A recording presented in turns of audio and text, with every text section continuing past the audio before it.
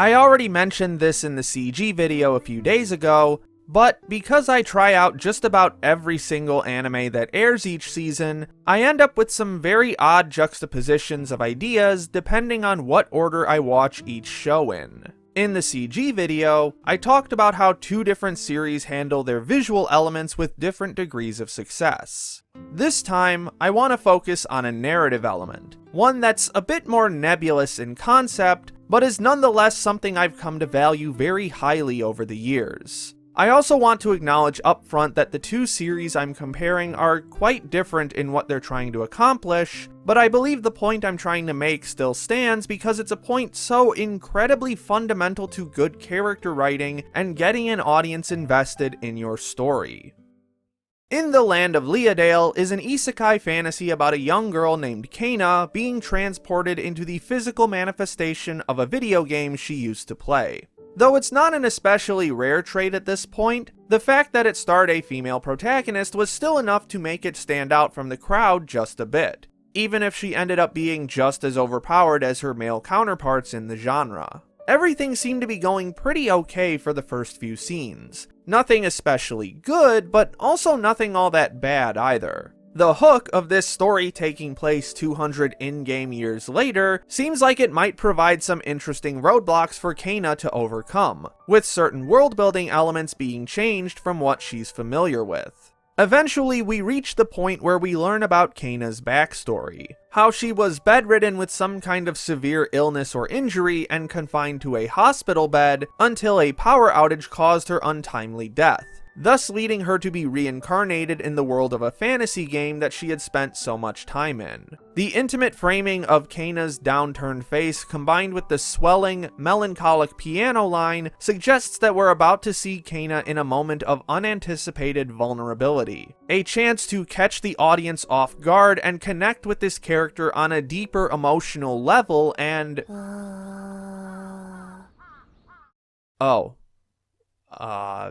Never mind then.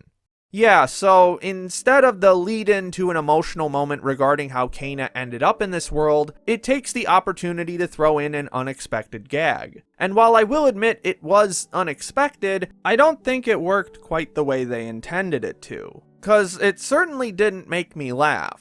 Disappointment is probably a much closer emotion to what I experienced.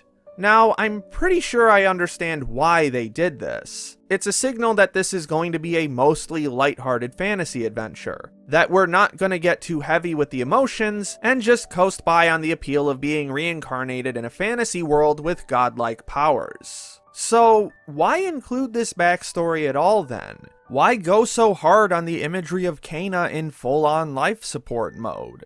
Why have this big emotional swell that leads to an underwhelming gag? You brought up a tragic backstory and you're gonna use it as the butt of a mediocre joke? Again, I'm pretty sure they thought people wouldn't take it that seriously, yet here I am hoping that they would take it seriously.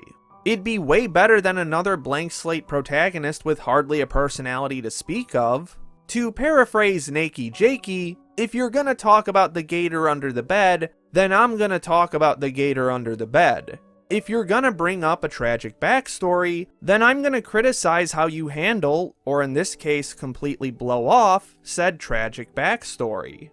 On the other hand, why not have something emotional that the audience can latch onto? Sure, the overall tone trends more towards the lighthearted and comedic, and this backstory is a bit heavy, but it's not grimdark by any means. If you want people to connect with your main character, you kinda have to take the risk of letting them be vulnerable and show the audience that they're a human being with human emotions. Even after this misstep, I stuck with Leodale for some reason. Perhaps in the vain hope that it would eventually become interesting, or because something about the way the story was set up had me intrigued, or something else entirely. But in any case, it eventually got me to the end of episode 4. Kana runs into a group of bandits and makes short work of them once she enters the fray, and the battle ends with all of the bandits dead.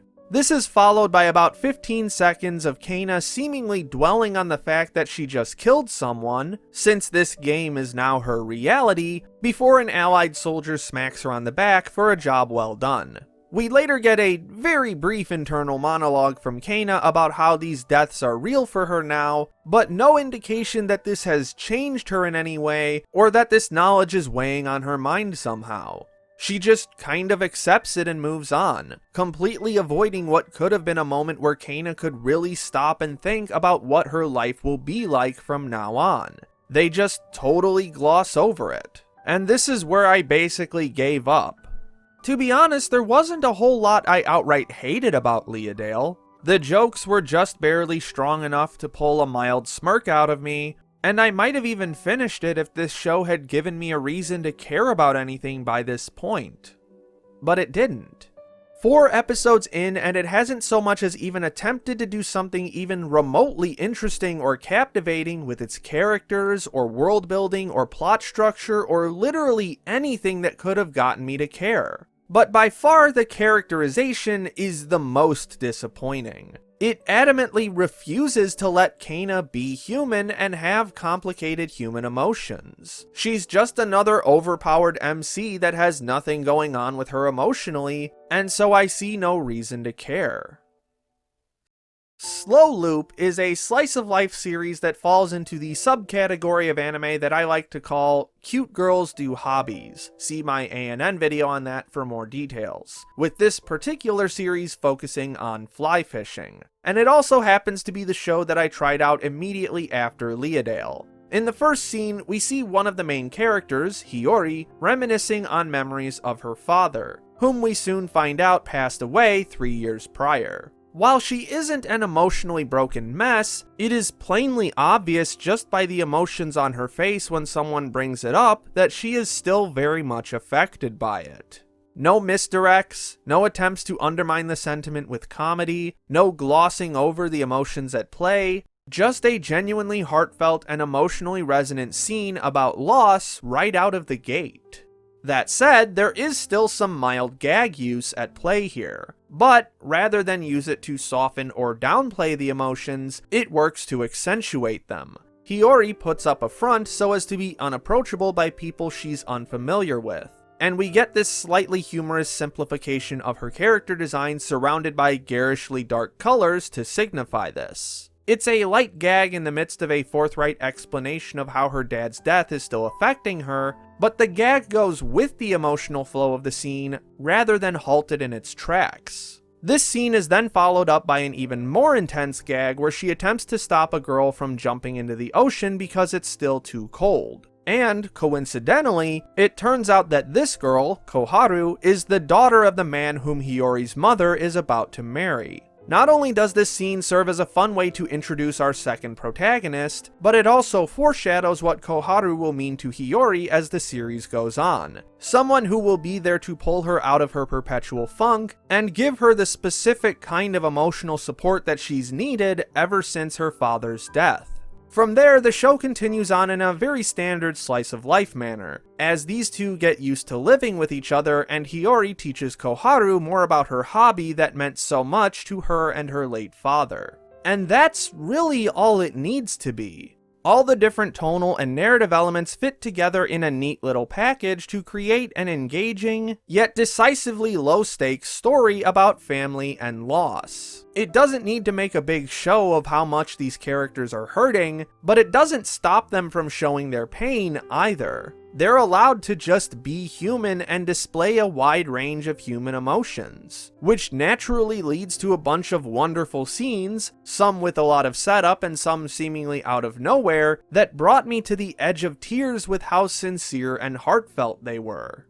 Like, this stargazing scene at the end of episode 3 where Hiyori suddenly starts wondering if her dad's spirit would recognize her because she's grown so much, followed up by Koharu resoundingly reassuring her that he can, just as she's sure her late mother can recognize her, is just so incredibly sweet and cathartic. No sidesteps or misdirects to try and de-escalate the scene, just one person speaking openly and honestly about their troubles, being incredibly vulnerable about something that they don't often talk about, and the other person responding with complete sincerity and empathy.